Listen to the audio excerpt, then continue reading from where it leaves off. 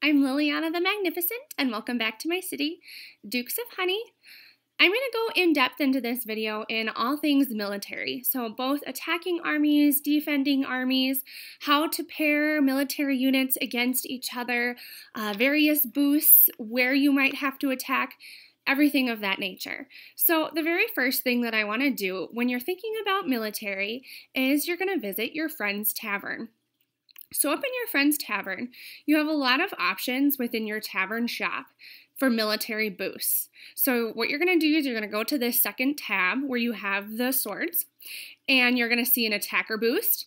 This boost is fantastic to use when you are maybe playing in guild expedition or guild battlegrounds, or maybe you have to do one for a quest, things like that.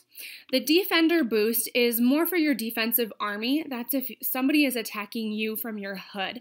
I honestly don't ever use this attacker boost, mostly because once you activate one boost, that's the only boost you can use unless you want to pair with diamonds, and I don't. The littlest one is a 24 hour, so often don't use that one. The city shield I do use though. So let's say you are going on vacation and you don't want anybody from your hood to attack your city and then plunder it. So this city shield is essentially a barrier around your city. So if you know you can't get to your collection, and you're not going to be active at all for a day, this will protect you from that. So those are 3 wonderful boosts that I wanted you guys to be aware of. Next is within your town hall. So within your boost overview, you can actually see some of my various buildings that you've got coins and supplies. But if you go down, you have attacking and also city defenders. So I'll scroll just so you can see what some of the buildings in my city are and what they do, just to get an idea. I have quite a few, and I won't go into all of them just because there's so many, but I at least wanted you guys to be aware of what I've got. There is a ton. And then it always ends with the various great buildings, which I am actually going to go through. Then you've got your city defenders down here. These ones help your defensive armies. So once again, those are the armies that help protect your city from being plundered from players that might be within your hood. Got quite a few there as well. All right, so let's go into those great buildings that help you. I have both ones that give you direct boosts and ones that give you some kind of military benefits indirectly. So the first one, this is a no age. Well, actually it's not a no age, it's a bronze. But this should be one of the very first buildings if you're a newbie to build. This is a great military boost. It's only for your attacking army though. The next one that you can get is your Cathedral. This one is an early Middle Ages. This one is also for your attacking army, but like it shows, it gives a little bit of a boost and it has a coins. Then you have your Saint B. This one is specifically for your defending army, but it does give you a boost along with coins, so that is fantastic. Then you have your CDM over here, which is also a late Middle Ages. That one is for your attacking army. It does give a boost to both attack and defense. There's also the nice coin benefit with that one. Then we're going to travel down here. You've got your Deal Castle, which is specifically for your defensive army. It also gives you some nice medals. Okay, let's see. Then these ones are your higher ages. So you've got the Kraken. This one is an Oceanic. This one does give you forge points, but essentially what this one does is it will strike down an enemy right away at the beginning of an attack. So I've noticed that this one actually also works in your defensive army. Where I've been able to see it kind of take action is if anybody does attack your city, within your town hall, you can actually rewatch a replay of what they did in that attack.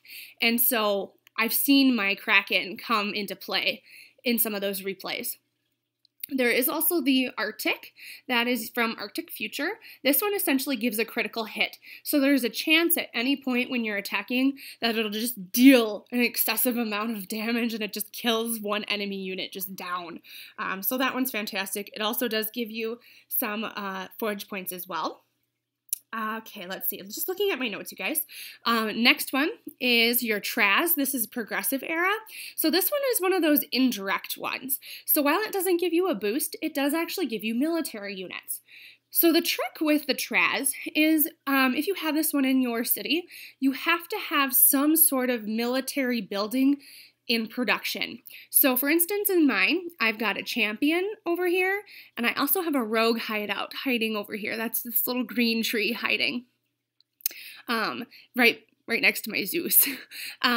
But what essentially it does is it will produce an extra unattached amount of military units from either of those. I don't get any other military units other than Rogue and Champion. So if you actually don't have any military buildings in your city, then this Traz won't produce anything. So it's worth your time to have some kind of military unit being produced in your city. While I specifically love the Champion, is because, and I don't know if it'll show you this, it doesn't, but it produces champions. You can use diamonds and unlock more slots, but you don't necessarily need to when you've got a Traz. But both the champion and also the rogue right here, this one is actually I've had for quite a while. So you can see I finally stopped, but both of these buildings actually don't take any population. Also, let's say I lost this champion, it does not take any supplies or goods or anything of that nature, coins, in order to reproduce this champion. It's completely free. You just select that you need to make a new one. So those are really nice. They're not using any resources from your city to have those. Okay, let's see. Did I cover all of them? No, I did not. There is also your HC. So this is also one of those indirect ones.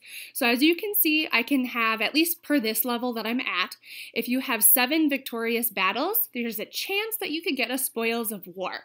So it's by using an attack and being successful with it. Some of those Spoils of War could be forge points, goods, military units. There's kits as well. So those are some nice things that you can get. There's also a chance for diamonds, but I haven't seen that too much. Then the last one, let me peek just to make sure I covered all of them. Yep, the last one I don't have in my city. So let's pop over to it. It is the, where are you? Right here. It is the Virgo project. So this one is from Space Age. Essentially what it does is it'll wipe out half of the attacking enemies at once. So it gets rid of half of their army. So that's a really nice GB as well. I just haven't built it yet. Okay, so those are all of the great buildings. Let's go into where we might have to use some of these battles. So there's chances, and I actually left it blank so that I could show you guys an attack from this, but there is within your daily challenge chest, sometimes you might have to defeat an army. Within, like I said, Guild Expedition down here, there's either negotiating or attacking that you can do. Same thing like in Guild Battlegrounds, there's that. And then the last one, well, there's 2, I guess. If you do GVG, which is Guild versus Guild, everything is exclusively battling there. But then there is also your continent map, which is where you have provinces. If I can go in, there we go. And within each of these, there's sectors, and you can either attack and negotiate. So those are some of those different options of where you might. There's also in events, there might be things where they ask you to attack as well. Okay, so let's go into doing some pairing. The first thing I'm going to do is actually go into my army management, and I'm going to show you guys how I set up my defensive army. So I'm using modern age right now, but this is something that I have been, at least how I've been setting up my defensive army, I've been doing for quite a few eras. So there's several different units, and I'm going to go through all of these for you just by going up here. So this first one is your fast units. Those are going to be things that are like this, but then also include champions as well. You've got your heavy units. You have light units. You have artillery. And then you have ranged. Each one is strong against another. So it's kind of nice to look in and see as you're pairing how you're going to attack. But we won't go into that quite yet. You can also see that there's blue that there's blue military units against ones that are not blue. So my blue one is actually my defending army. That's the army that protects your city from those players in your hood that will attack in order to plunder. So this is the setup that I've been using for eras upon eras. I always keep 4 heavy units. I then keep 1 ranged, 1 light, 1 of my artillery units, and then 1 fast unit. I always prefer a champion over some of the other, like this one, because of this chivalry boost. So if you look through, there is no chivalry with those, but if a champion were to die, it gives your army a boost. So I always choose a champion if I can. But when I first start in a new era, I just slowly rotate these in. So this is the setup what you're going to want. Do not ever put any rogues in your defensive army. Rogues are fantastic for your attacking army, but not for your defensive. And the reason behind that is because you're having live players attack your city.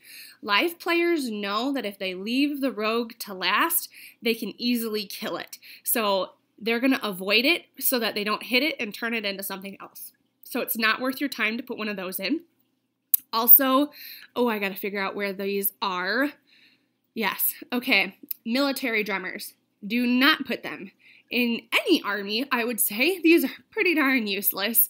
So do not put those in, and I don't even know where color guards are, to be honest, because I don't ever play with them. So let's see if we can't find the color guards. I don't even know where color guards might be. I know I've got some, oh, here they are, okay. They're a heavy unit, that's why I didn't go in there. But color guards I also don't use. They're not very useful in my opinion. I don't use them, they're pretty light. But anyway, so let me show you the rationale as to why I set up my army this way. So go back to thinking about my town hall and those boosts that I have. Those boosts create, if you see the green, there's green attack and green defensive. Those are both my percentages. You want to look for your defense specifically for your defending army because they're going to do mostly defensive things. So the reason why I have 4 of these heavy is because you look and with my boost it gives me 268. My champion is the next strongest at 248. But then we look at these other ones, it's a 186, a 198, and then a 145. So those are not as good on defending for you. So there's a chance that they're gonna die faster. These normally when I watch replays, it's my heavy units that get me the win because it takes so many hits for those to finally die. So think of it that way. But that's how I pair for my defensive army. It works the same kind of way for all of your other eras as well. At least it's worked well up into modern. I don't know what it is beyond that, but at least up to modern, it's been great. Okay, so let's go into how we pair. And before I do an actual attack, let me explain in a lower era. Just to give you guys an idea. Well, here, let's actually go into this and then I can show you, but I won't do it. Sorry, I'm thinking out how I want to show you guys. Well, this one's a pretty easy one, but that's okay. So, I will show you what I would do if I were a younger era and these matched that era and they weren't modern. So, taking a note, these ones are all light units. So, they're the little foot up at top. Then there's also another light unit, but this one is from modern. These are from progressive. So, we're going to pair against those. So, remember I had said every single military unit has strengths against another one. So what we're going to do is I always like to keep minimum of 4, sometimes 5 rogue units. This will be the instance that I actually have more than that, and I'll show you why. So what we're going to do is we're going to peek in here, and you're going to always look for attack bonuses.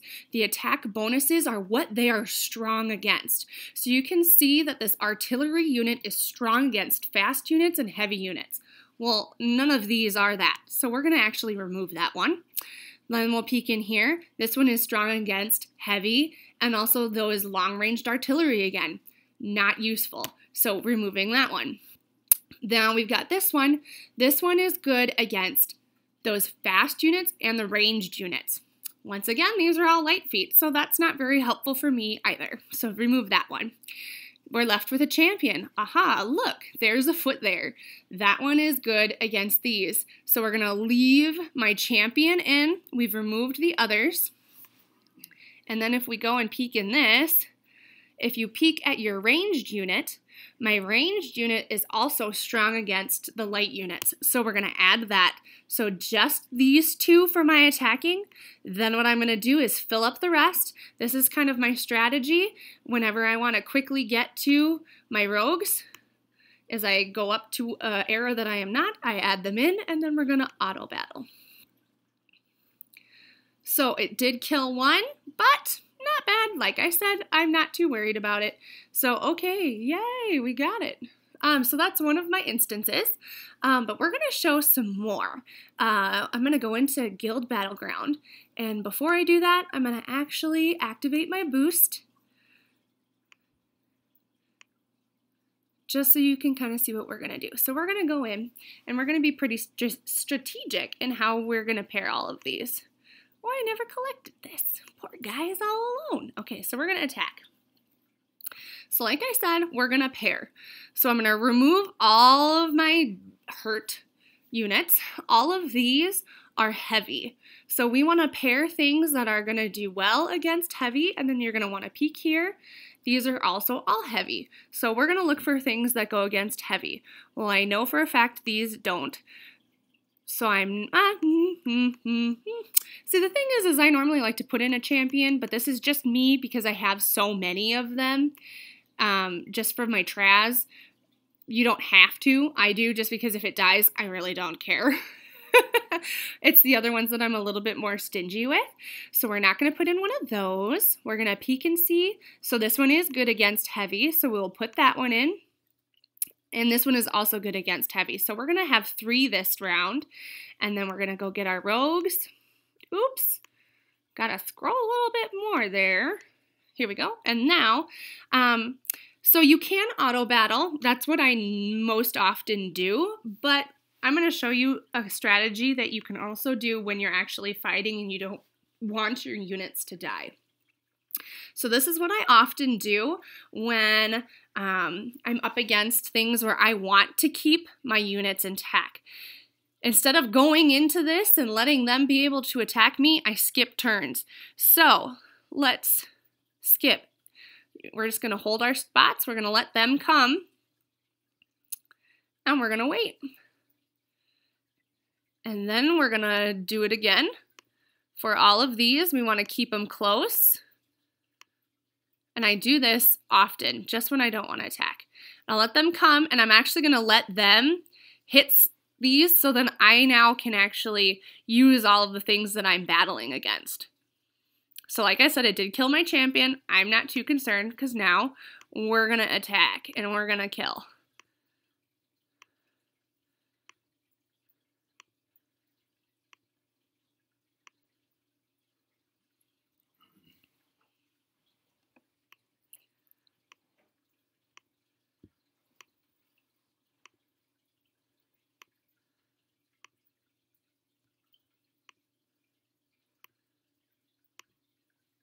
And just like that, not too bad. We're going to start our next battle. Same kind of strategy. We're going to let them come.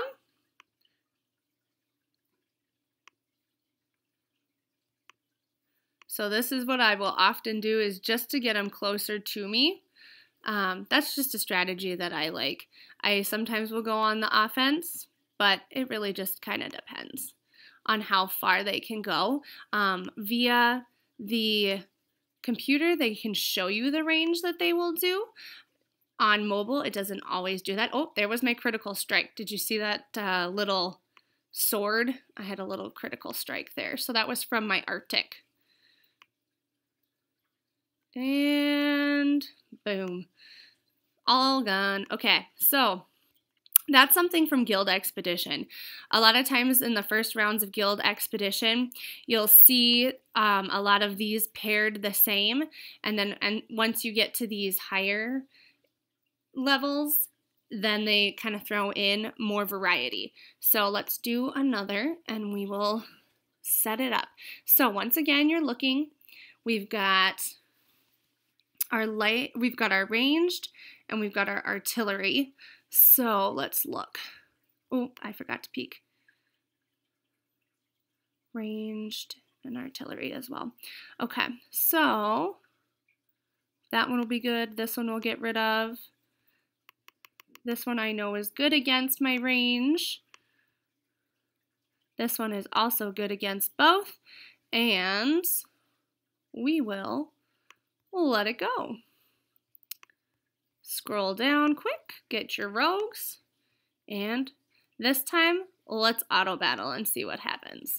Oh, so not bad. Only one rogue, and one of my champions is low. So sometimes what I'll do with these two battles is I'll let my first one go, see where we're at. If I see that a lot of mine are red, then I will wait. So right now, let's be a little bit picky. So we'll go in, and we'll let them come to us again. I always like, if you start going into the middle, there's a chance that they'll hit you and kill you before you've even had a shot. So not always worth it. I don't want to move mine to a chance where they can get really hurt. So it's going to come, and sometimes we can then start. We're going to get rid of some of these.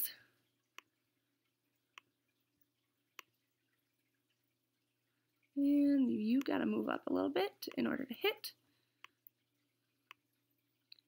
And boom. All right, so not bad. We only lost one rogue there then, so we kept that champion from getting hurt. So that's kind of where you want to do your pairing. So I'm not going to fight this one for now. Well, I guess I could, but we'll pair it so you can see one more time. So this will have more of the variety.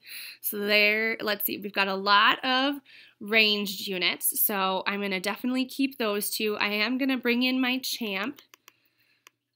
And then we've got some fast units as well. Here we don't have any strong, but we do have a lot of fast units. So let me peek and see. This one is good against those fast units. So I'll bring him in too. So this will be an instance. Let's auto battle and see what happens. So I did lose one. Everyone else is fine. So we'll just let it go. And we did lose the other, and that's okay. I'm not too worried about it, but then we move on. So those are some of those. I want to show how you would pair some of your lower eras, just so that you have an idea. So let's peek in to, I made a note that I actually, if you guys look here, I didn't keep any units. Once you actually, it's nice to have champions from every era, especially if you are a guild versus guild, GVG battle guild, but we are not, so I haven't, but I started to kind of keep more once I hit my late Middle Ages. So a little bit easier in late Middle Ages because every unit is only good against one. So like for instance, heavy unit is only strong against a foot. So let's get all of these out. So let's say you had an army that had, oh, well, we can actually probably show, can't we? Let's go into this, and this will be our last kind of thing. I'm not actually going to fight with them, but I can show. So, looking at these, let's pretend that they were not modern, and instead they were late Middle Ages, just to show you how we would pair. So these ones are all the ranged. These are fast. We have a heavy, and we have another range. So ranges, fast. So what we would do is we're going to search. So this one is good against light. None of these are light, so I wouldn't actually use this one in my army. Champions are good against the ranges, so we do have those, and I think I have a champion in here. So I would actually choose that instead. Now, let's see. The foot, this one is good against those fast units. Now, I did have 2 fast units, so I would pair that one in there. And then you have your cannon. This one is good against heavy. I had one of those, so I would put one in. And then let's peek here. This one was good against, so now this one is also good against the heavy. So this was good, and so is this. So being strategic, I only have one, and I would probably want to, I normally when I played that era, I'm trying to think back. I think I would use my archers over my cannons because the cannons don't deal as much damage. So if we pop in, we can kind of compare them. So my attack with this guy is a 101, while my attack with the cannon is only 55 up there. So yeah, I would have chosen this. And then I would fill in the rest with all of those rogue units. So if this were a late Middle Ages, this is how I would pair my attack in order to win. For me, like I said, I was a little bit more strategic in going in and actually manipulating all of my army attacks when I was littler because I didn't have my Traz and I didn't have so many units that I could just free will use and let them die. So I actually went in and very strategically went after killing all of the units. And you really try to pair the ones that are going to hit the most with being able to damage them more than other. So I hope that was helpful. Tried to really go in depth for you guys, show you all of the ins and outs of the military and attacking and how to pair. So good luck and have fun. Forge on, you guys.